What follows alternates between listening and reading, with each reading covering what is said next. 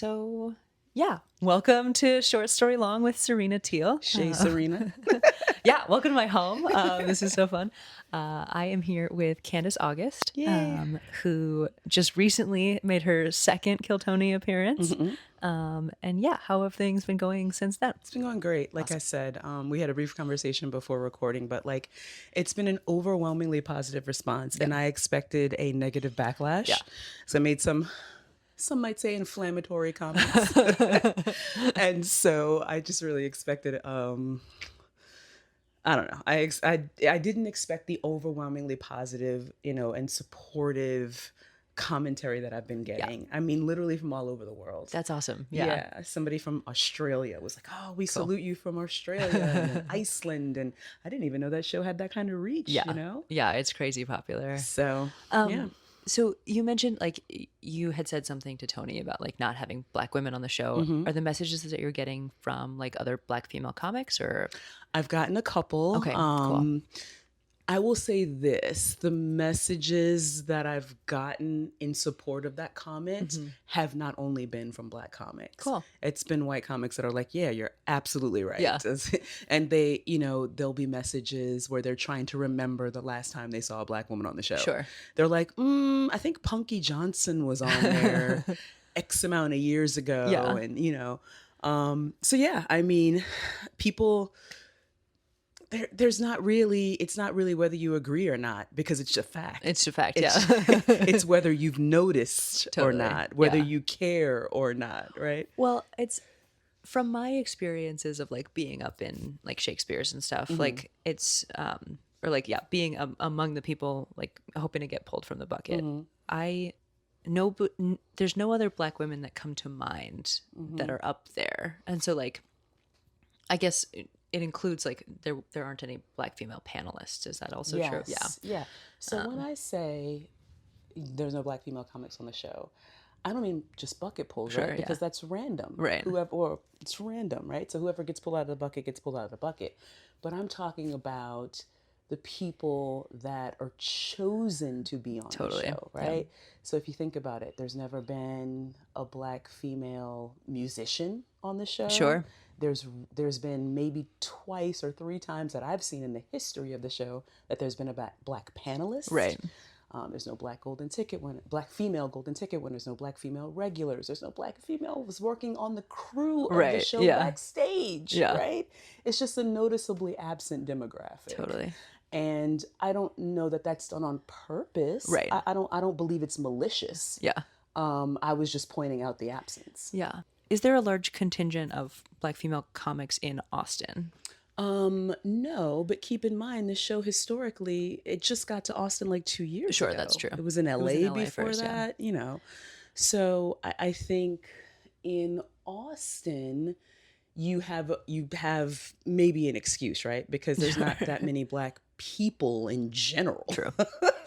But just historically the show hasn't had that. So well, I was curious if you knew like whether other like Black women had reasons for not wanting to be on the show, or like if you had known something about that. That's a good point. I think that maybe based on the politics of the show, it could quite honestly be that Black women just don't want to be on the show.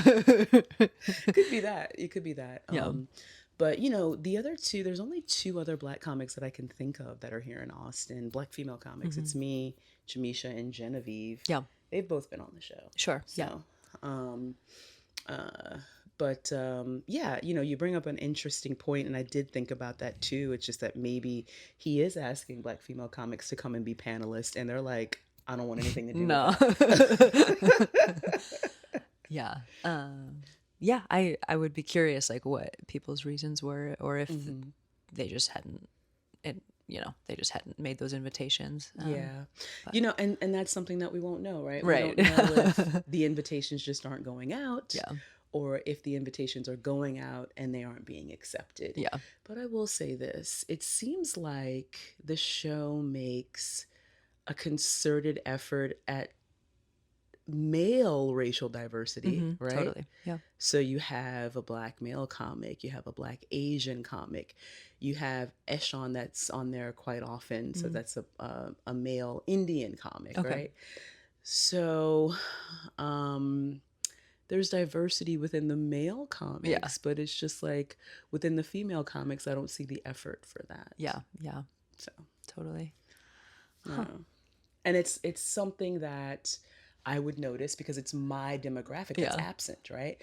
So other people would maybe not realize that. It's a blind spot. Totally. And it's not, again, it's not malicious. Yeah. It's just I noticed because I'm a Black woman. And I'm like, never? Not ever? Week after week after week right, after week? You've been doing this for 12 years. You can't find one. Exactly.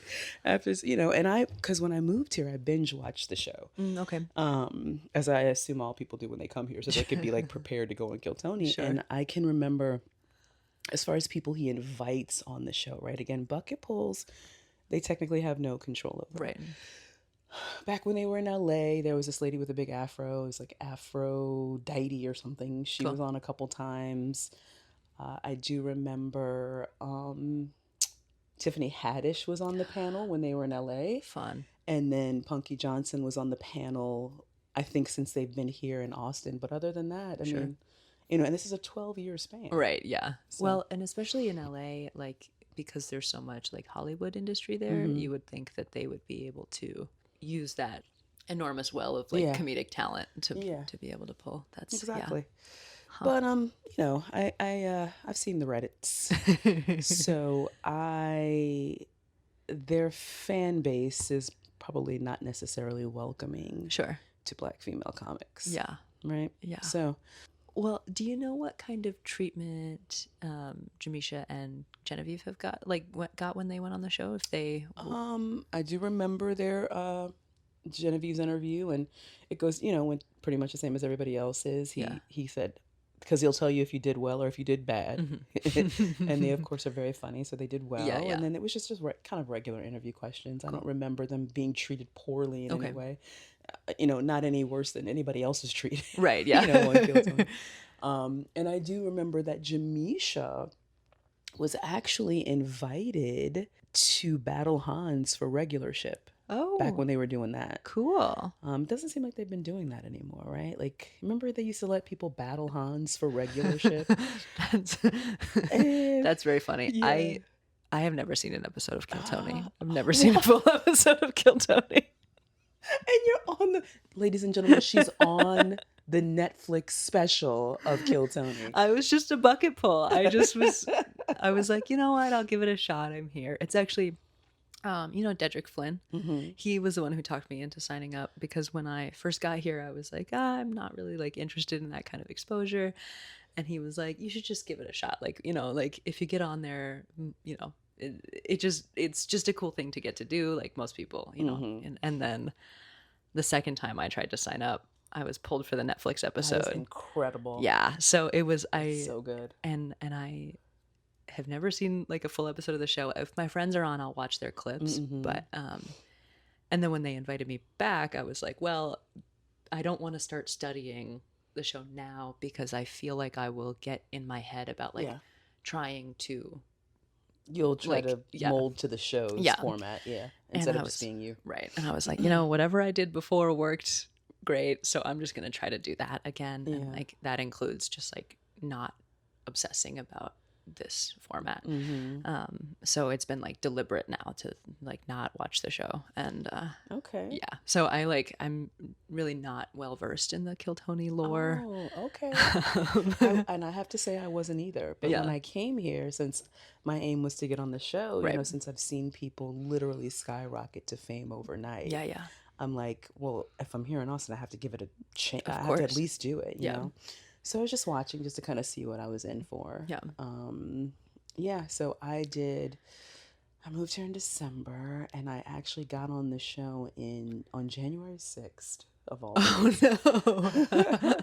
And so I had like a full, 5 weeks where I literally watched it all day long. Yeah. Just all day long, because I was just like trying to catch up. on the culture of the show, the Sure. lore of the show, you know, different storylines of different characters. Sure. But yeah, they used to allow, you know who Hans Kim is. Yes, yeah. So they used to allow, and this was since it's been here in Austin. So, because you know it's only been in Austin for like 3 years or something. Yeah. Second year of the mothership, I think. But they used to allow people to come and battle Hans, and if he won, I mean, if the battler, like the opponent won, Right. Hans would be off the show, and they would now be a regular. That's so funny. Hans never lost, right? Obviously. But Jamisha was one of the ones that battled him for regularship. Wow, it was pretty cool. That's cool. That's a big. And she had a great set. Yeah. Cool. Yeah, she's funny. I like her. Mm-hmm. Yeah. She just got a semi-finalist for Kep's funniest birthday. Austin's funniest. Mm-hmm. I tried to sign up for that, and they said that the deadline was whatever. Let's say the deadline to sign up was like March 15th or something. Yeah. And I went to go sign up on like March 1st, and it wouldn't let me sign up. And I'm like, I called. I'm like, the deadline is far ahead. It's still not letting me sign up. And they were like, oh, we have enough people. There was like, it's either until we have the amount of people or until the deadline. Dang. And, you know, we had enough already, so the submissions are closed. Wow. I'll have to try next year. Are you in it? No, I just like fucked up and missed the deadline. But yeah, I think I'll go for it next year. Me too. Yeah, it seems fun. Yeah, and like there are bookers on the like panel, I think, which is like the good reason. You know, most of us obviously aren't gonna win, but like because only one person can. Right? Yeah, but it's the exposure. Yeah. What I like about it and what really kind of attracted me to the contest is there's a female winner last year or a couple years, I don't know, whenever. But Liz, she won. So usually for a contest like that, I've seen them be kind of like biased against women. Sure. Because there's one, Florida's Funniest, and a woman has never, ever won it. Wow. And it's been going on for years and years. Yeah, that's surprising. You know how they have the poster with all the winners? You would look at it and you'd be like, are women even allowed in this contest? Yeah. But yeah, so when I saw that, you know, Liz was one of last year's or the year before, just a previous winner, I was like, okay, maybe it's an actual fair contest. Yeah. Where it's not just dudes picking their friends. Right. To go on. Yeah, typically I feel like those contests end up being like whoever can bring the most people to vote for them. Right. And so. But this one has a panel, right? Yeah. It's not like audience vote. I think the panel like include like audience reaction is obviously part of it, but it's it's not like a vote based on the audience, but each person gets 8 tickets to give to their friends if they want to bring friends. So you can kind of like help yourself out a little bit. Absolutely. But yeah, those are just like for the sort of every entrant gets like that, those 8 tickets. So I learned early on in my comedy career not to travel for contests. Yeah. And it's for that reason. Yeah. Because no matter if you're the funniest on the lineup, the hometown people are going to win because all their cousins and their friends are there. Yeah. You know, I just came with just me. Right. I'm not bringing my whole family. Just me on the plane, you know? Yeah. And your entire family and all your coworkers and everything are here. Yeah. Whether you're funny or not, you're going to win. Yeah. Well, and they get you with the cash prize too, which is just all the like entry fees just stacked up together. Exactly. Yeah. Yeah. Your friends paid you right. to win the contest. Oh man. So before we launch into the story, I do want to address some group chat drama with you. Madam President.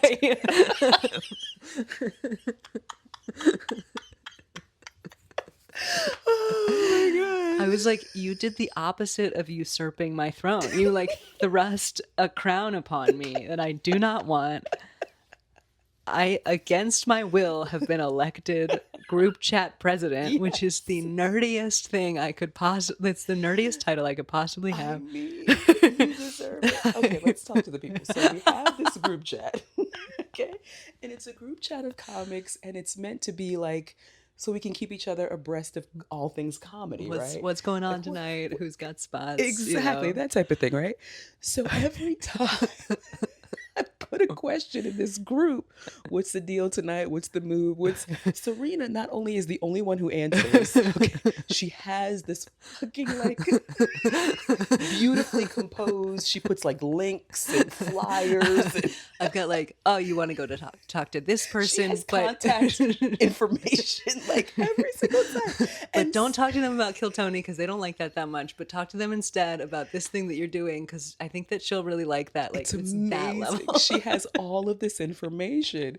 And so early on in the chat, I was like, I'm going to stop asking y'all. I'm just going to message Serena directly because the rest of y'all are useless. Like, y'all never have any information. Serena has all the information. So, once again, I was asking about something and Serena had all of the details, background information, the Booker's blood type, all kinds of shit. Oh, negative. It's a really exciting one. And so I'm like, you know what? I nominate Serena as president of this group chat because the rest of y'all are incompetent. Y'all are incompetent. And she's like, no. I can't handle that. And then JJ DM'd me directly. He was like, I'm going to make this happen. And I was like, no, stop.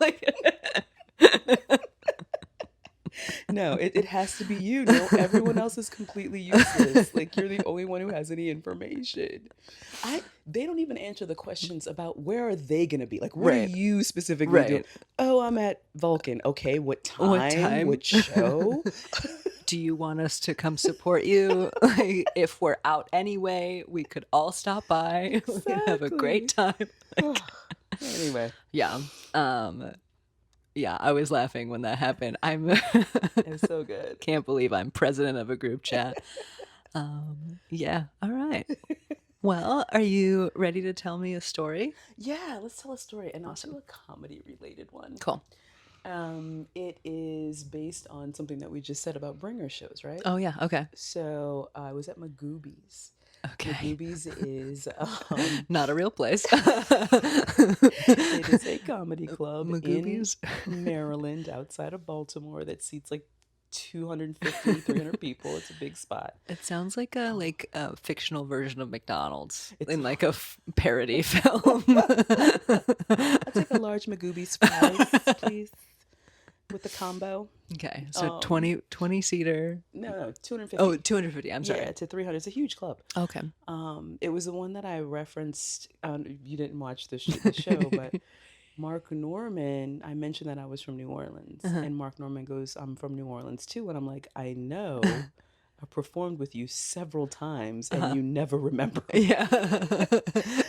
So anyway, I opened for him at Magoobies. So anyway. Cool. But this is not that story. So Magoobies is a really big club in Maryland near Baltimore. It has a comedy contest. Okay. Right? And it is based on audience vote, but they don't fill out a ballot. It's just cheering, like who cheers the loudest. So it got down. I mean, I was clearly the funniest one on the show. Mm-hmm. But the guy who was the finalist with me, it was two of us. Yeah. He brought, and I'm not joking, literally a bus full of people. A bus. Like they came from, I think he was from Philly, and he got all of his friends on like a party bus. Excellent. A big ass bus. And they came down. That's a pretty good move. He had literally a bus full of people. He probably lost more money than he won from renting a bus. A full bus. And I'm not talking a van, like an actual bus. Yeah. And so how many people do you think can fit on like 50? I don't know. It's like a lot of people, right? Max cap 62, if memory serves. See what I'm saying? She knows the information. This is group chat president behavior. You're right. That's what I'm saying. All right. So anyway, so 60 plus people, right, that he brought on this bus. And they're all like drunk because they've been it's a party bus. And so they're having a good time. And they loved me, right? They were laughing super hard. Excellent. And so when we get to the end, it's by audience vote. And when I tell you it's like that. And he brought 60 people. I brought 3. Mm-hmm, mm-hmm. I had my husband there and his coworker and her wife. Right. Okay. 3 people. So he had some turncoats. 60. Yes.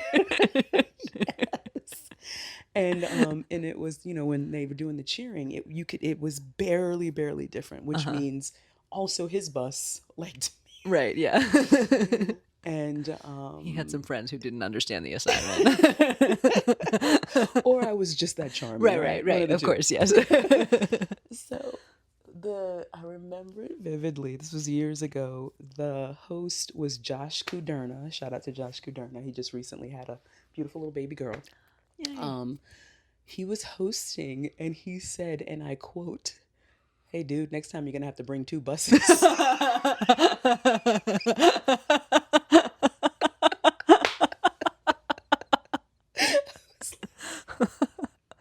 It was hilarious.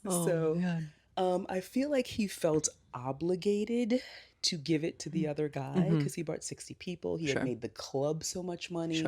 And what happens is that was like the finalist round. So you go on to the next one, which is the whole shebang, the end thing. So that was the semifinals, and then the next one was the main thing. Okay. So it was a business move, right? Because it was like, you brought so much money into the club this time. We bring you back. That's 60 seats sold again, times 2 items per person. Right. It just made sense for the club to bring him back. So I feel like Josh felt obligated to be like, okay, you won. Sure. Right? So when he announced that the guy won, the crowd literally started booing. They were like, "Boo, that's not fair. She clearly won." Oh my gosh. And I was like, okay. No, I want to work at this club. Shh. Yeah. Don't do that.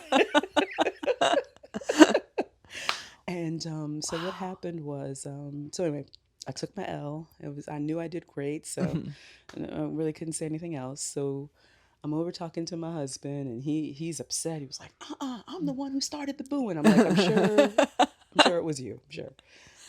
And so while I'm talking to my husband and, his coworker's like, "Oh my God, you were so funny." The host, he comes up, he goes, the owner of the club, Andrew, he wants to speak with you. I'm like, oh shit, cool. Did I curse too much? I must have done something. Nah. Did he think that I purposely started a riot? Right, yeah. So I go talk to Andrew, and Andrew was like, I think he was being funny. He goes, "I think Josh just doesn't like black people." He's like, he goes, "But you might I have love trouble black in people." Baltimore. He was like, "But I like black people." Cool. And I thought you were very funny. And he was like, "Here's my card." He was like, "Email me so that I can get you booked for spots here." Awesome. And then Josh, who was the host at the time, he was like, "That's the real prize." He was like, "The real prize is getting regular work at the club. Anybody can bring their friends and win a round of a contest." But he was like, "The owner noticed you and wants you to come back and work at the club. Trust me, you won." Yeah. Right? And so, so that was the story. Yeah, I guess. Awesome. I almost beat a guy who literally bought a bus full of people to a bringer show. So funny. And like to have Josh be like, "You got to bring 2 buses." Like, it's like, it was so funny. So good. Everyone in the room knows what's going on at that point, right? Like, it's like so clear that you have won. Wow, that's so great. Yeah, it's one of my favorite comedy stories. Why, like, is there a reason you don't feel like you get to tell that story very often? I mean, it's just been so long ago. Sure.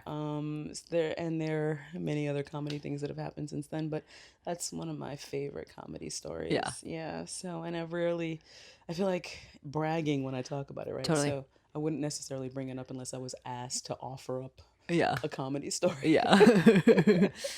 Yeah, that makes sense. Yeah. But it was a good experience. Cool. Josh was like, "Hey, dude, next time you're going to have to bring 2 buses." I was dying. Did he say that into the mic?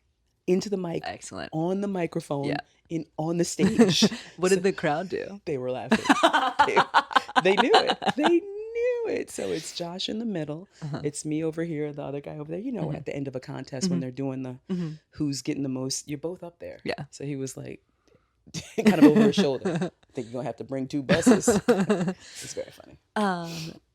And so you got to do work at that club. Do you, Magoobies? Magoobies. Do you still get to go out there?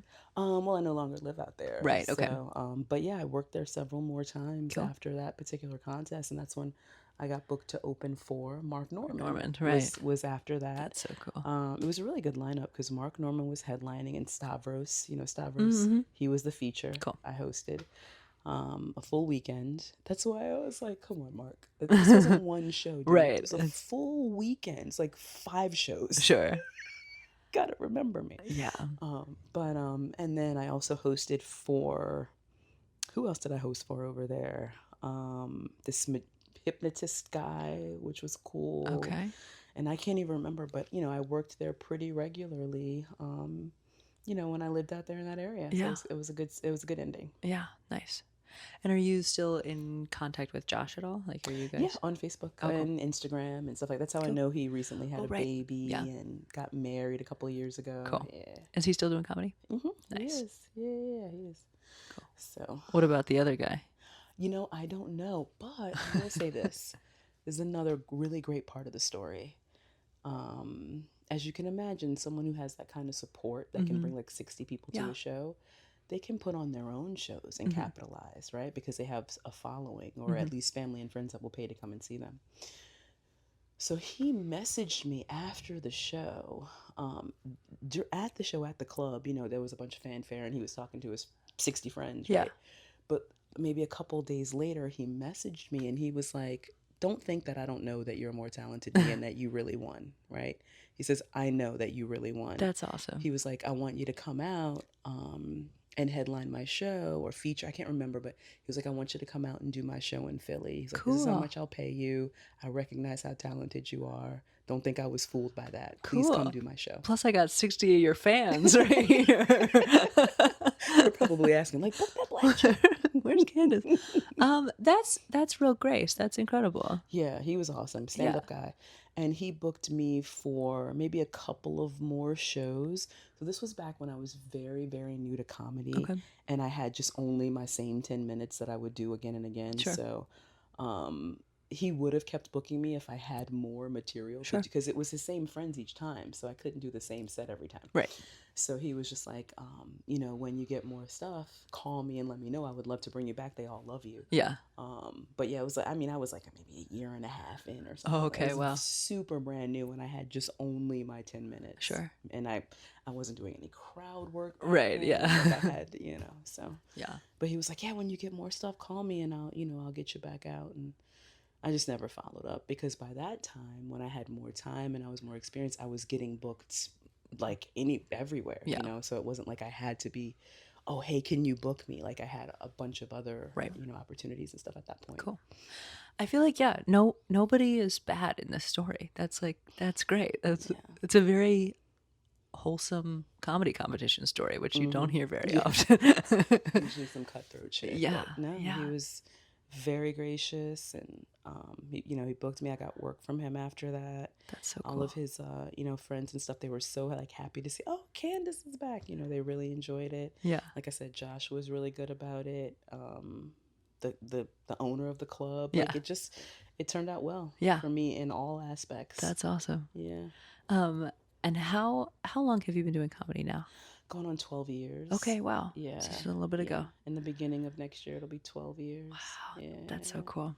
Yeah, so I've done a lot, seen a lot, and I've done comedy on several different comedy circuits. Yeah. Right? So at that time when I did the Magoobies contest, obviously I lived right outside of D.C. Okay. So I did D.C., Baltimore, Virginia, that whole circuit.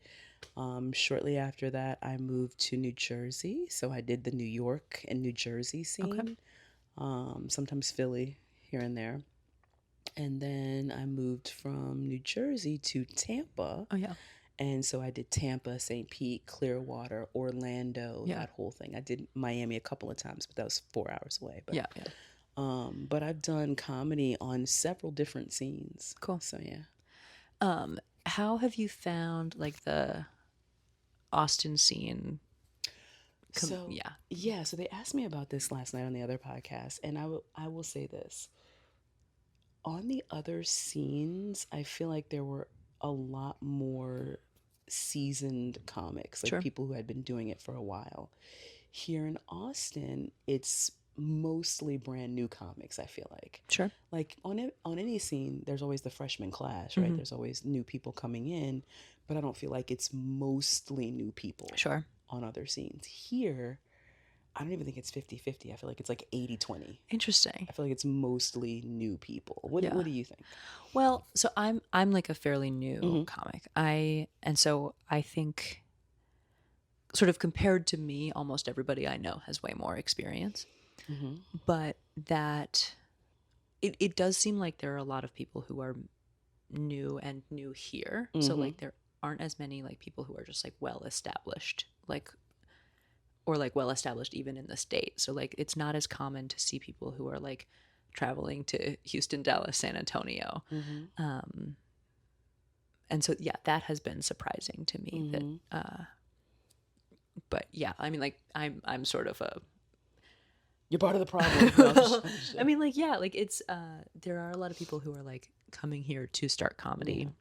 And that's not exactly my situation, but it's like fundamentally pretty close. Like I came here from a very small scene where I couldn't really develop in the way that I wanted to, and now will have an opportunity to develop because I'm in a bigger place.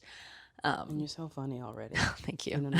For new, you're so funny already. Where did you come from? Montana. Oh. Yeah. Billings? Bozeman. Is that near Billings? It kind of. It's like 2.5 hours. Okay. Yeah. I went to Billings. There's the Big Sky Comedy Festival. Oh yeah. Yeah. What's that guy's name? Lucas. Lucas. Yep. He's one of the people, the Filipino guy, and then the white guy. That's his partner. I forget his name. It's probably Brian. Just wild guess. That's good enough guess. I'm so sorry. I was gonna say Joe, but anyway, I know that I've met him. I'm so sorry. They put on such a great festival. Yeah. I've known quite a few comics who have gone through there. Yeah, it's funny. The local Montana scene like talks a little bit of shit about the Big Sky Fest because they're like they never accept any like local comics, and I'm like, do you submit? And they're like, no, and it's like, well, that would be the first step. That's step number one. But yeah, there's like the culture out there is just a little bit different in terms of like a lot of people don't expect to have to pursue this. And so, yeah, they won't even submit for the big festival that's nearby. It's a great festival, let me say.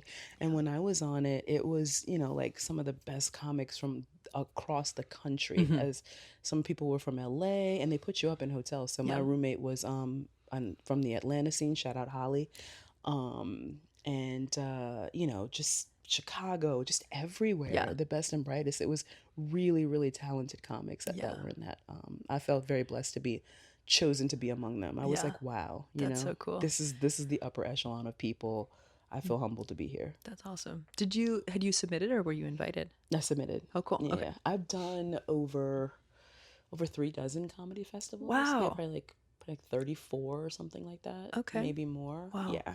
I've always submitted. I'm not at the point yet where I'm gonna get invited. Hopefully. Yeah. Hopefully soon. Yeah. But I am chosen more often than not. That's good. Yeah. That's great. Yeah. How do you like decide what you're going to submit for? Well, that is an excellent question. Thank you. You see, she's also a good interviewer. She's just amazing and all around. So I have a list, and that's what, remember I commented on you that Idaho was one of the, or where are you going? North Dakota. Yes. Yeah. Yeah. So I have a goal to do comedy in every state. Oh, cool. And so for maybe a 4-year stretch, I just would apply to any festival that was in a state that I had not been to, just so I can go to that state. Right. And I have 4 states left that I haven't been to. Okay, North Dakota, Idaho, Wyoming, and Kansas. Okay. Alaska and Hawaii. I've been to Alaska and Hawaii, and I've been to Alaska and Hawaii with comedy festivals. Nice, that's cool. I did the Alaska Before You Die Comedy Festival. Cool, yeah. And I did the Aloha Comedy Festival in Hawaii, in which I was on a show with Mark Norman. Just want to throw that out there. What other times have you performed with Mark Norman? How many times have you met Mark Norman? So a full weekend of Magoobies, right? So we're talking Thursday, Friday, Saturday, Sunday. Yeah. I think, or Friday, Saturday, Sunday, right? That was years ago. But at least 3 days multiple shows. Yeah. And then I was on the Aloha Comedy Festival with him in Hawaii. And I remember speaking directly to him like after the show because he was hanging out with Sam Talent. Cool. And I had been on a festival with Sam Talent in New Mexico. Cool. So Sam was saying hi to me and Mark was there. I was like, hey, Mark. And he kind of looked at me like, do I know you? But he's always very nice. I want to make sure I say that because I said on the show, I performed with you several times and you never remember me. Yeah. And I don't want to paint the picture of him like some dick who's like, I'm too good to remember these peasants. It's not like that. He's very nice, very approachable, very down to earth. I think the fact that he doesn't remember me is just a testament to his success, right? Yeah. Just I meeting want to some get people. to the point where I'm doing so many shows that I can't possibly remember everybody. Totally. You know what I mean? Well, he did when you said that. So I did see that clip, and when you said that, he was kind of like, ooh, like, he put the sunglasses. Sorry. Because at a certain point, like you can't. I mean, he as far as a road comic, he's like top. Like of course, he's always everywhere. Yeah. That's how come I performed with him so much because he's always everywhere. Yeah. Like so as far as shows I was scheduled on with him, I opened for him at Magooby's and then I was on a show with him at the Aloha Comedy Festival. And the other times I was just on a show and he was a drop-in. Oh, cool. So it wasn't like I was on his show. It was like he has clout to just be wherever he wants. Sure. Yeah, you know of course. I mean? Yeah. So I can't really hold that against him because it wasn't like I was on his lineup. He just showed up, did his set, went to the next club. Yeah. But I've definitely performed with him like 3 or 4 times. Cool. So yeah, that's so cool. It's well, and you mentioned the Magooby's thing would have been like 10 years ago. Yeah, probably something like that. So that's like sort of at the beginning of his like really big rise. Mm-hmm. So that's exciting, Yeah. Oh no, and he's always been so funny. Yeah. So funny. Yeah. And I immediately when I found out that he was from New Orleans, I liked him even more because I'm from there. Yeah. But yeah. We went off at a tangent. What was I? We were answering something. Oh, why do I choose? How do I choose? How do you choose festivals? Yeah. Okay. So just based on if anybody knows of any festivals in Kansas, North Dakota, Wyoming, and what was the other one? Idaho. Please let me know. There is one in Idaho that I've applied to like 4 times and keep getting rejected. Is it Boise? I believe it's in Boise, but the name of it is something. Okay. Have you done that one? I have not. Whoever, when you see this, whoever books that festival, please put Kandyce August on it. And Serena. Oh yeah. Gotta book the president. Come on now. Gotta book the press. Gotta book the president. All right. Well, I think that's good for me. Anything else you'd like to share about? Are we going to talk about you at all? Are you going to say what you think about the Austin comedy scene? I love it here. I have noticed that there is a lot of new energy, and that's exciting, but also like a little bit destabilizing, right? Because there's not like a clear path forward yet for most people, where it seems like other scenes, especially talking to a lot of people who have come from Chicago, there are like sort of obvious stages of a career, and there's a path forward. Yes. And that doesn't exist here as much. No.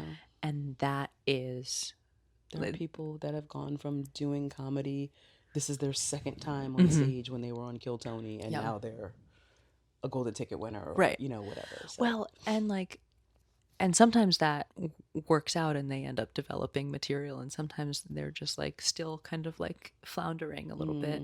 And I think having something that is such a powerful force like Kill Tony here is like it's going to change the dynamic of the scene really dramatically, and going to be very formative for the culture here. Yeah, sort of unwittingly becoming part of that has been really, I don't know, kind of overwhelming, but also so like because my episode was on Netflix, I haven't had the same like social media bump that a lot of people get. I would think it would be more so. Well, so I had no opportunity to like be in the comments when my episode went live, putting my handle out. Like I didn't say it on the show. I didn't have the presence of mind to ask if I could, which I realized later. I was like, I should have said like, hey, would it be okay if I say my, but it just like, it didn't occur to me that I wouldn't have that opportunity. I was so surprised that they had invited me back, and I just there clips of it online? There are clips of it. Make sure you get yourself tagged in those. Yeah, I should be That's looking. what I've been doing. It's like, because there are a bunch of like Kill Tony kind of knockoff accounts that just put clips up. And if they refuse to tag me, I'll at least put a message, but hey, that's me. Right. And then people will see it, and that will drive people to my page. Yeah, that's a good idea. Yeah, thank you so much. I certainly like could easily search YouTube and just like see if there are any Serena Kill Tony. Yeah. And see, the good thing is your name is spelled how it's supposed to be spelled. So people are looking for me, and they're typing in Candice, right? Candace. They're never gonna find me. So I have to go and be like, hey, this is how you spell it. Yeah, Kandyce, right? Yeah. But for you, if you just type in Serena Netflix, it's gonna come up because your name is spelled the traditional way. Yeah, that's true. Or Serena Kill Tony, whatever. Yeah. But yeah, I've gained like a couple thousand followers since that happened. But like a lot of that has been from like Reels doing well. When did that air? Was it in June? It was in April. Oh, it's been a while now. And you're at the Garden next month? Yes. Yeah.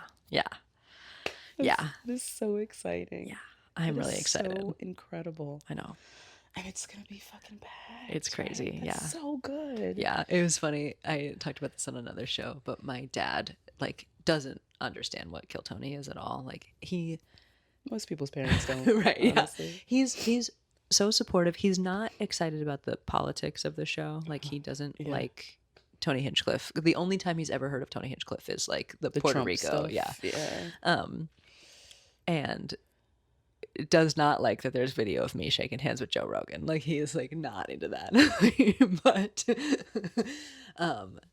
but I was like, I want you to come like see me at Madison Square Garden. And he was kind of like, like he was like hesitant because he was like, I just like, you're only, like you're doing a minute. And like, I just have so much faith that you're going to have like so many more opportunities in the future. And he was like, and is it even going to like sell out? And I was like, it certainly is.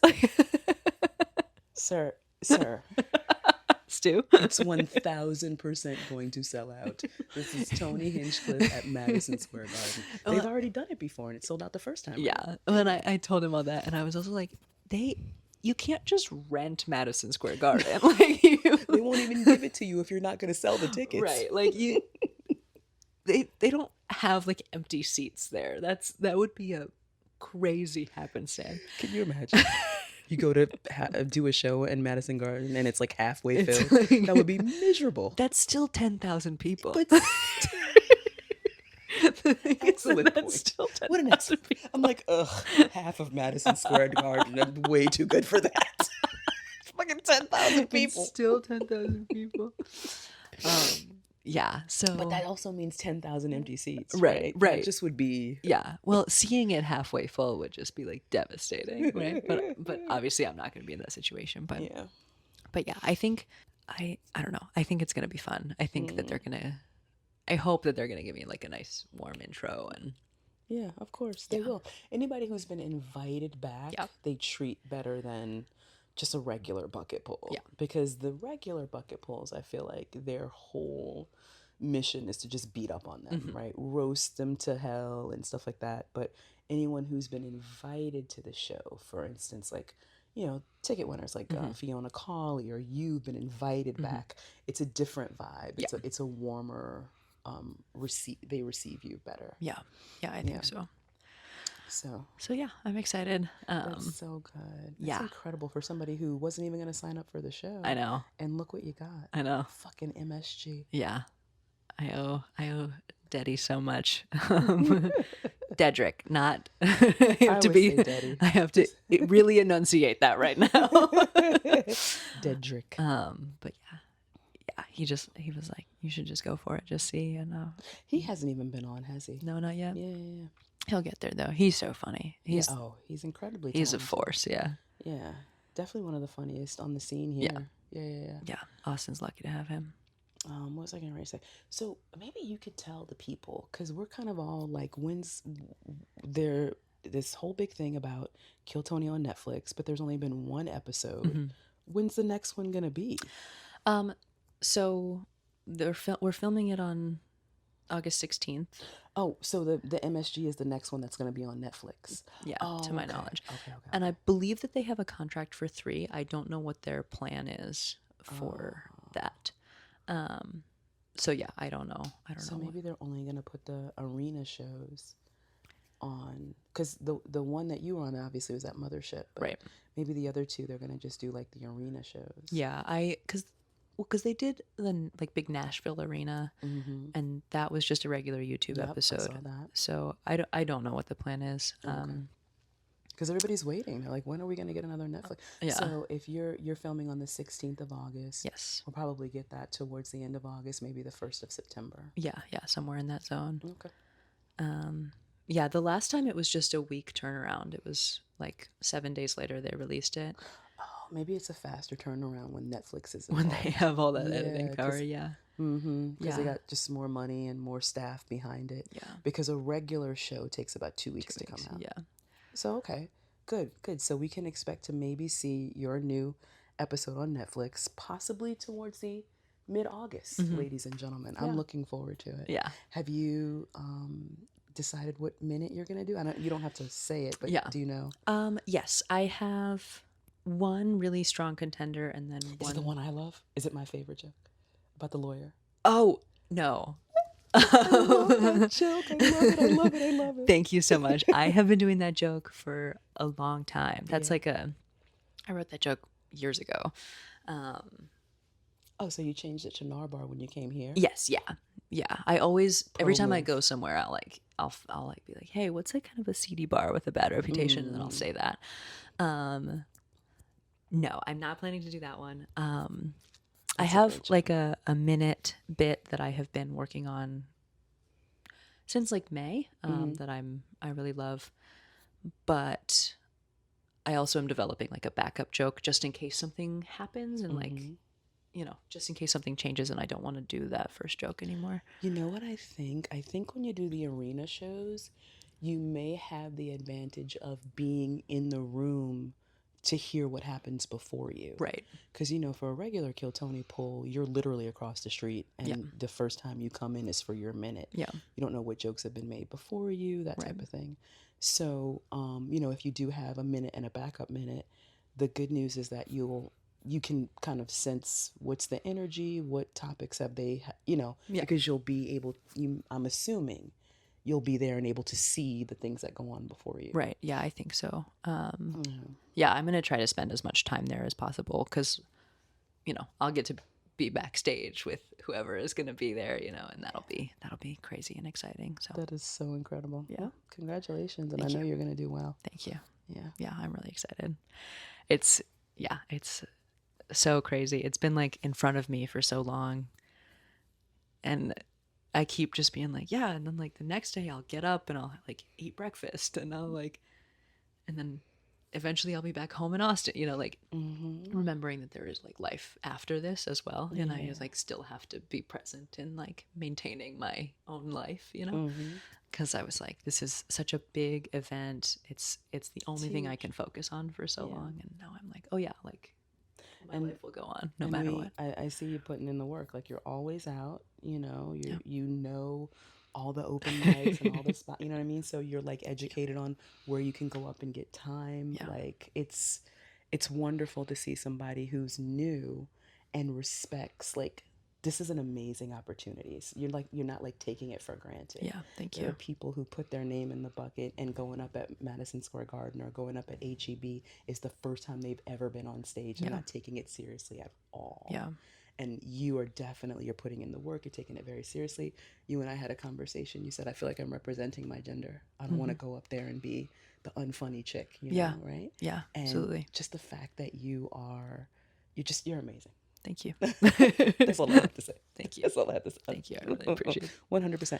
Also has like literally my funniest joke on the Austin scene. Yours, the one about the lawyer. is my favorite joke on this entire scene. No way. I swear, I love it. Oh, thank you so much. Love it. So good.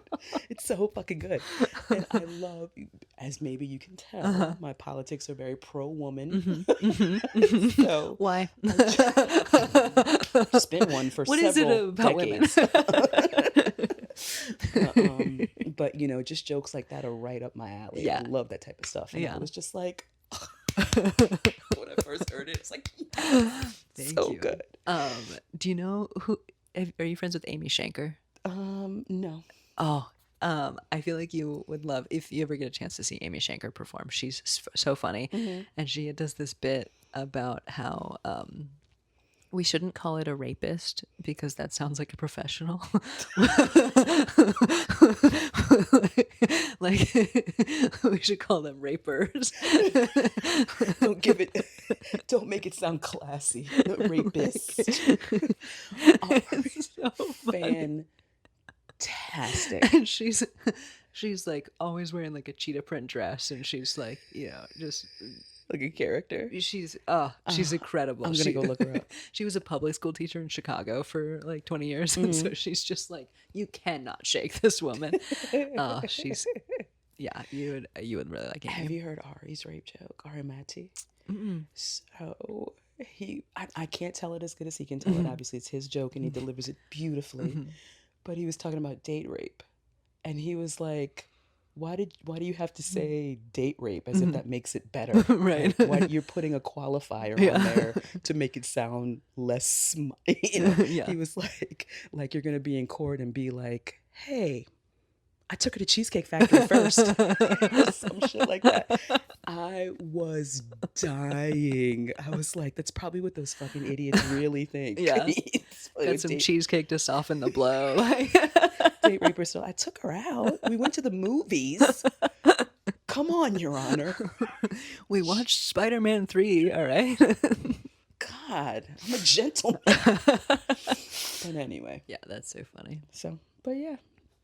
Good luck on everything. Thank you. Can I plug my my please socials? Please. My name is Kandyce, but it's spelled Kandyce. So it's at @just_Kandyce, Kandyce. And that's what I am on literally everything. Cool. Like on YouTube and Twitter and Threads and Facebook and wherever you want to find me, put _Kandyce. Cool. OnlyFans. OnlyFans. Yeah. Okay. I do want. So you're an OnlyFans comedy creator. Yeah. I was on their comedy special taping. Yeah. Cool. And has that turned into follow-up stuff? Do you? Yeah, so no comedy follow-ups, but as But that's why we both got the feet out, or. But content is a big moneymaker. So as part of being one of their comedians for the recording, you are contractually obligated to have an actual OnlyFans page for X amount of time, and you have to post on it this many times a day and blah, blah, blah. And so just doing and I don't even post anything that's like no nudes or anything like that, just maybe me on the beach, stuff like that. But it's I'm making money on that as well. So awesome. That's pretty cool. And I would have never actually gotten an OnlyFans unless they said you have to have one. Yeah, cool. And then when my special dropped, I got like a $50 tip, and somebody was like, "Oh, I loved your special." Fucking 50. I was like, "Thanks." Cool. But yeah, it's going well. I it's not the platform that I feel is most appropriate for comedy, right? Sure. Yeah. But they're trying to turn that leaf. They're trying to open up to different content creators. So when they had contacted me, they were saying that they're doing like cooking channels, fitness channels, comedy. They want to be more than just the adult content. Yeah. And so my experience with them has been great. I mean, it was just first class the whole way. That's awesome. The editing of the special was amazing. They give you a bunch of OnlyFans swag.